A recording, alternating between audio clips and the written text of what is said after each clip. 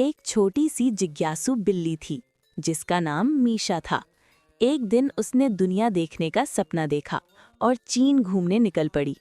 वो बीजिंग की बड़ी दीवार पर चढ़ी और दूर दूर तक फैले सुंदर पहाड़ देखे। उसने पांडा भालू से दोस्ती की और बांस का जंगल देखा।